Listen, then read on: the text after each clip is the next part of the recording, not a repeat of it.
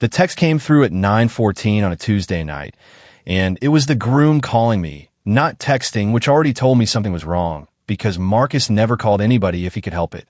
I let it ring twice while I stood there in my garage, foam dust on my hands, a half-finished pauldron clamped to my workbench, and when I finally answered, his voice was careful in a way I'd never heard from him before. "Hey man," he said. "So, we need to talk about the wedding." And just like that, 4 years of waiting for $100 of materials and 50 hours of labor started to feel like they were balanced on the edge of a knife, held by a woman I hadn't spoken to since the day she left me. Let me go back, because none of this makes sense unless you understand how it started.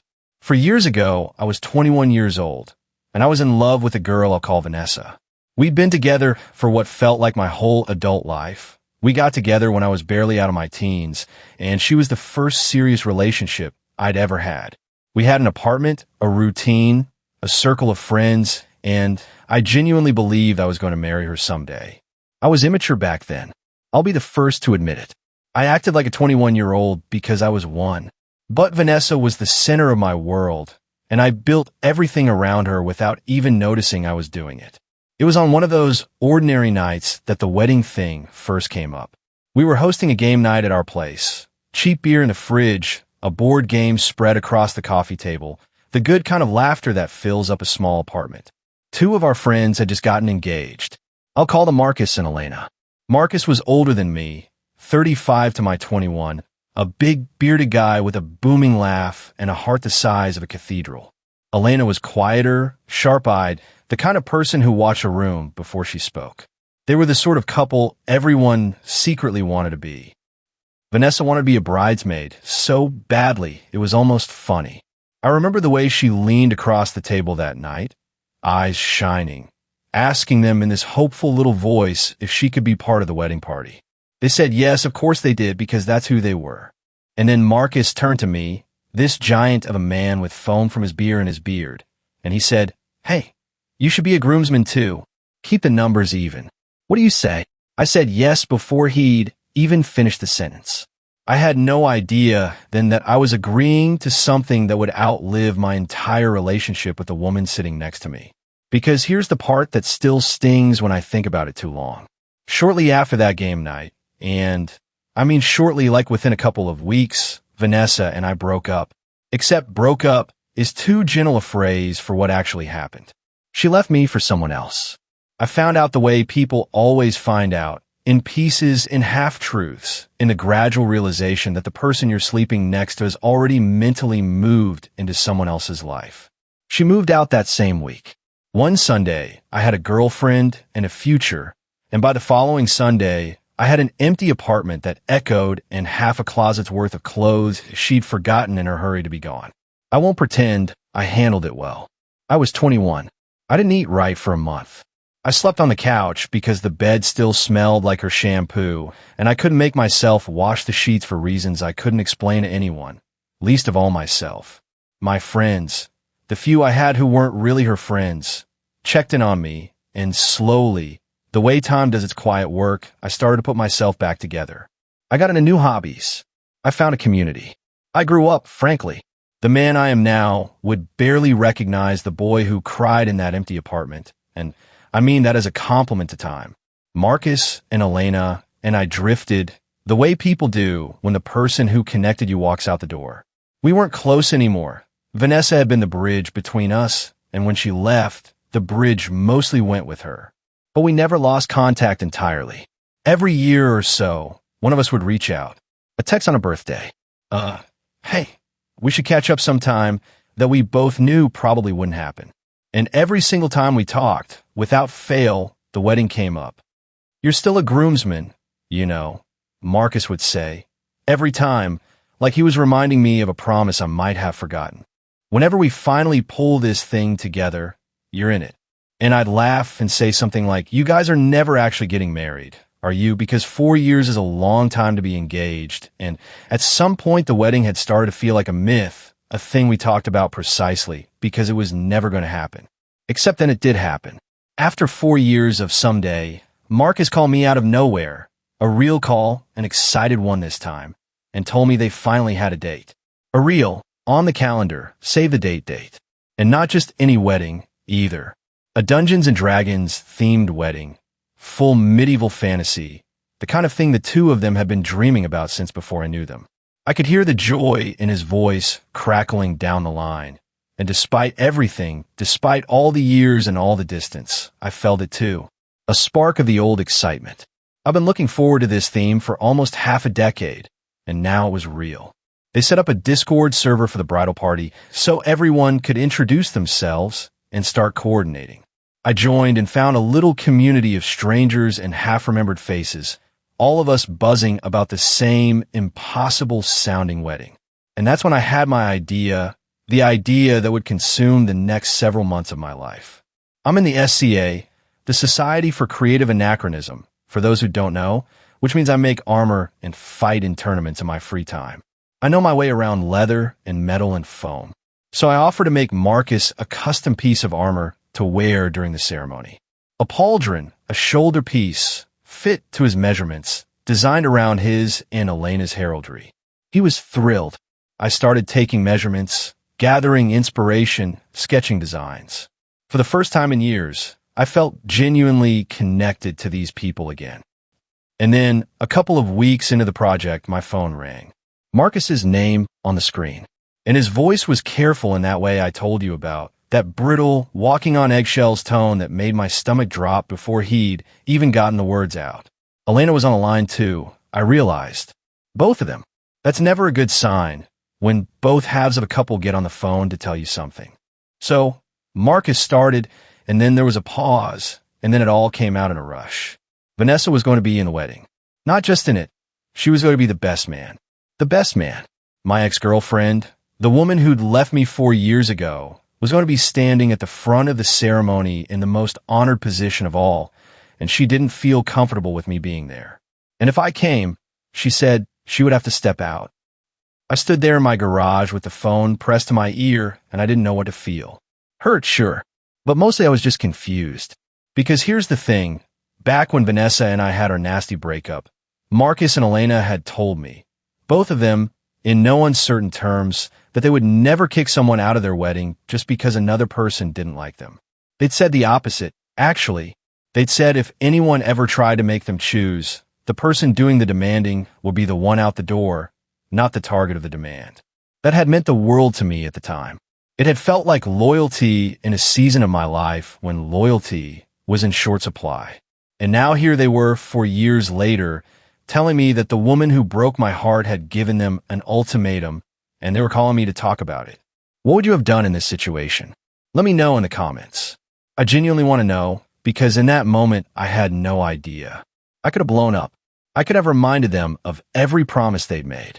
I could have hung up, but I didn't do any of those things. I took a breath, and I told them the truth, that I was still really excited for the wedding, that I'd been looking forward to it for years, that I didn't want this to be a war.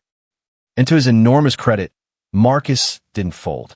There was a long silence on the line, and then he said, in this low, steady voice, "Look, I made you a promise. I'm a man of my word. You're staying a groomsman. We'll figure out the rest." Elena agreed. And just like that, I was still in.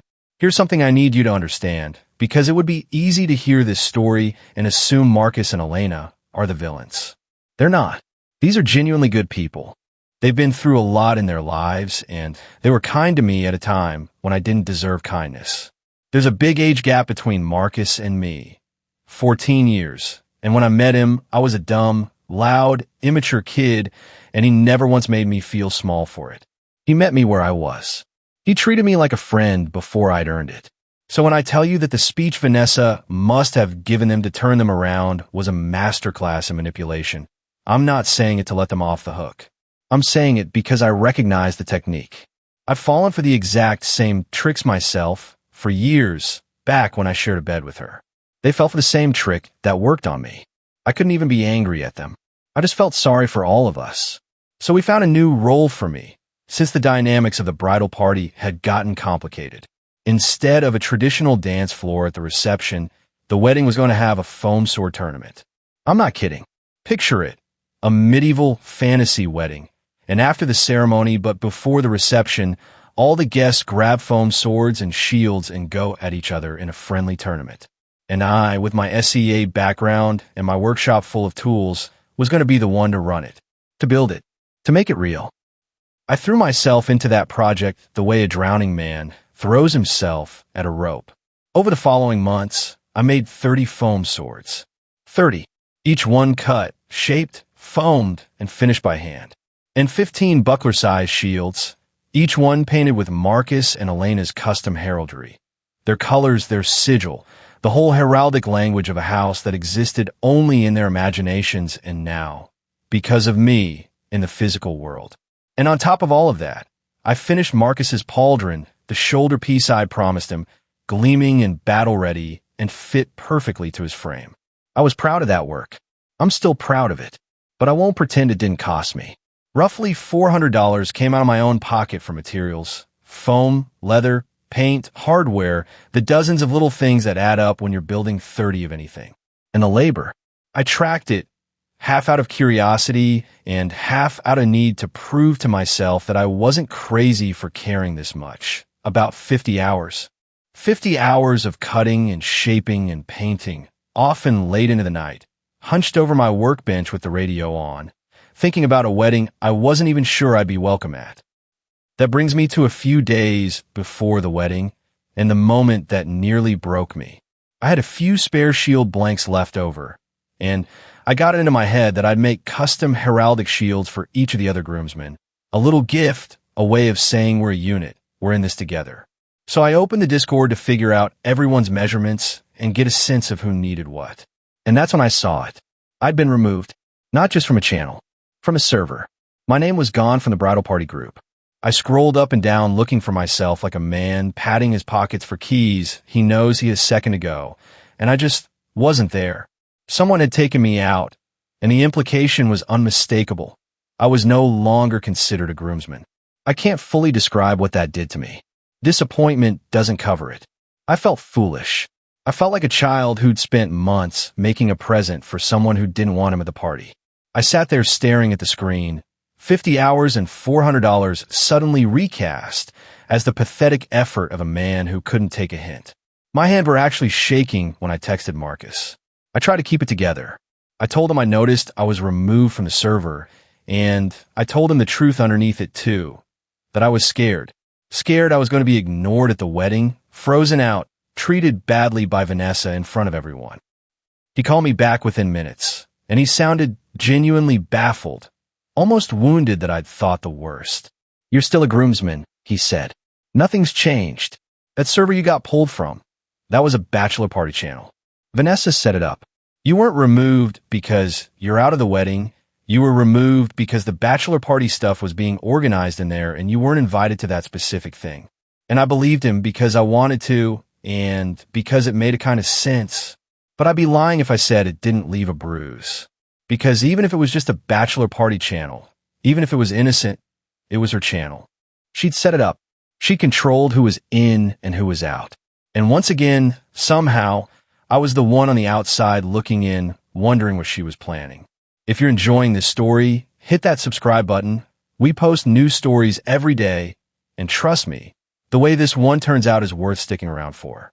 Because for months, this whole mess had me twisted into knots. I was anxious all the time. I'd lie awake imagining scenarios.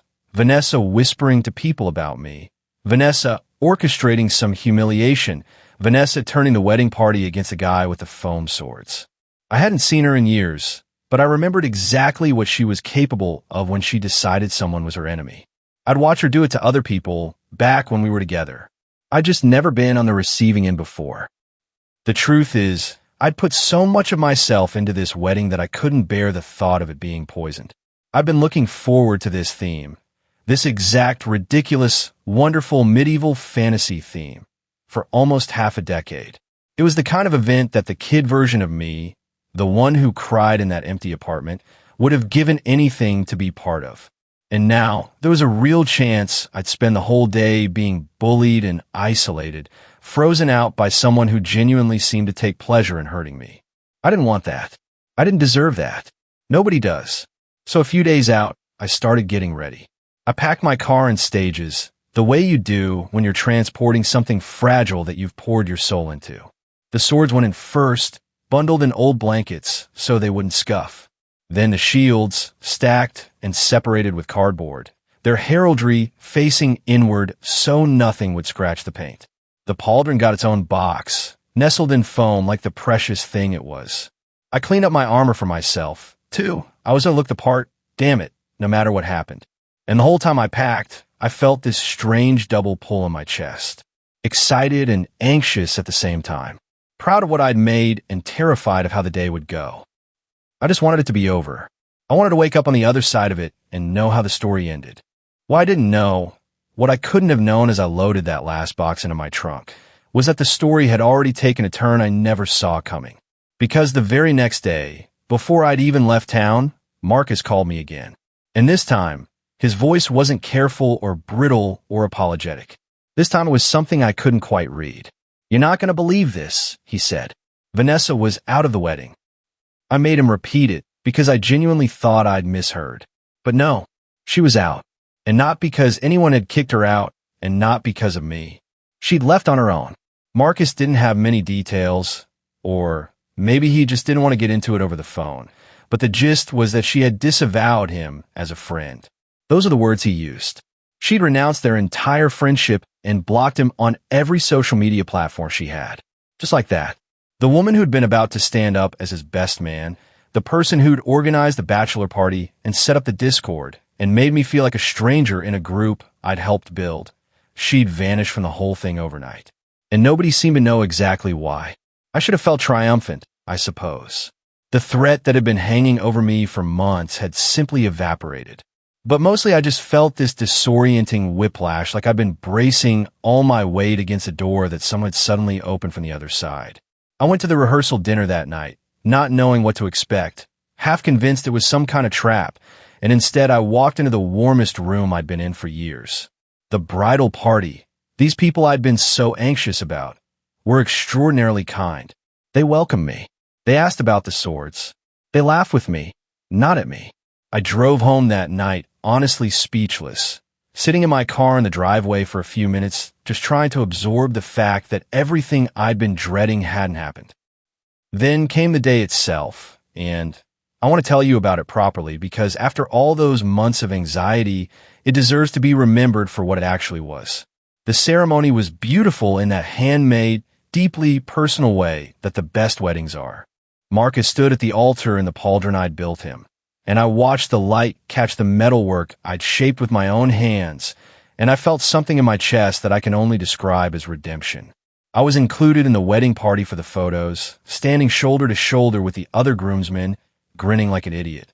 I sat with them at dinner in the spot that was mine, the spot Marcus had promised me 4 years and one phone call ago.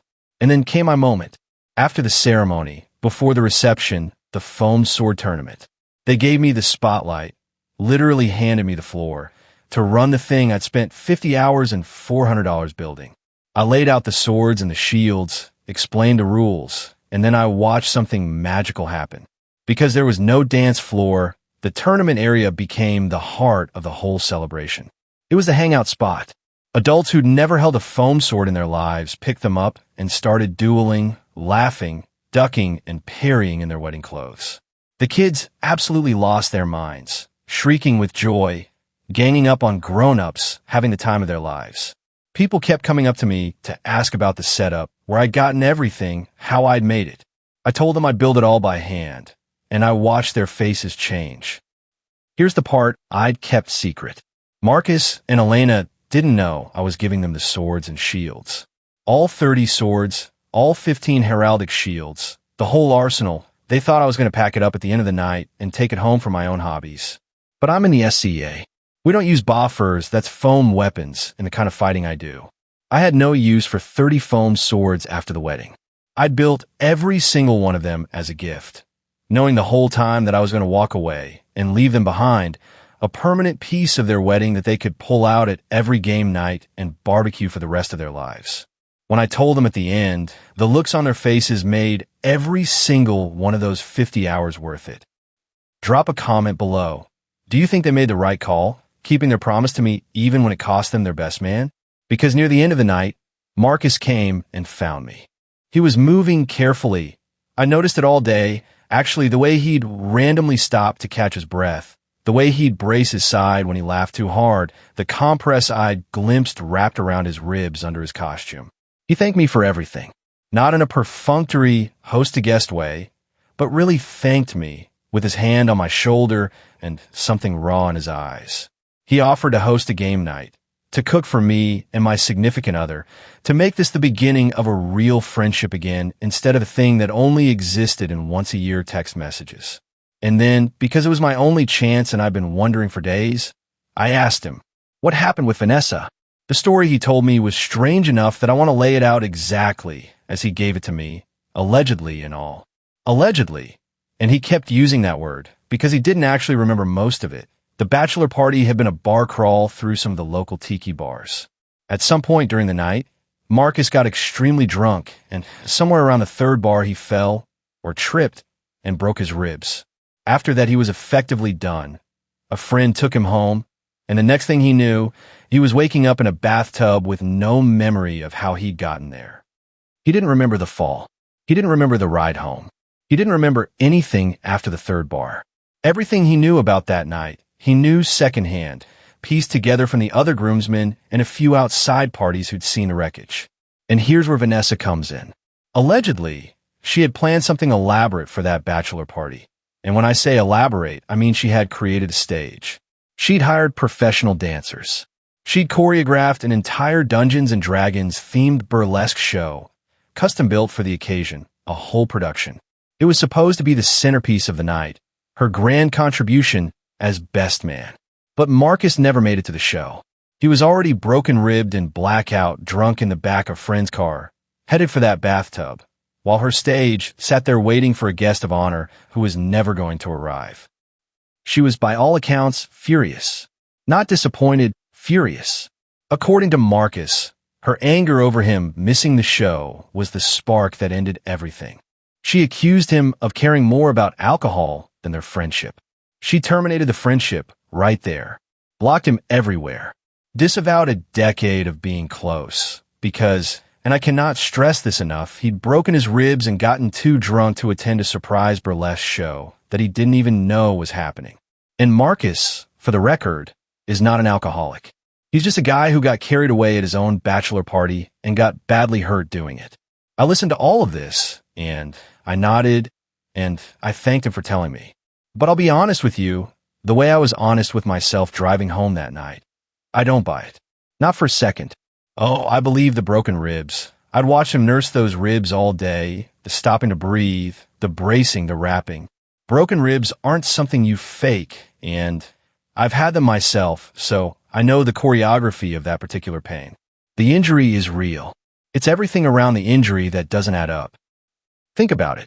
Your best friend of 10 years plans an enormous, expensive, lovingly choreographed bachelor party for you. Then you miss part of it because you're injured and unconscious. And her response is to end the entire friendship overnight and block you on everything, days before your wedding. I understand being hurt. I understand feeling disrespected. But you don't burn down a decade of friendship the week of someone's wedding because they broke their ribs and missed a show they didn't know about. That's not the reaction of someone who is merely disappointed. That's the reaction of someone who is looking for a reason, or someone who's hiding the real one. There are too many holes. How did he actually break his ribs? A simple trip, or something messier that nobody wants to say out loud.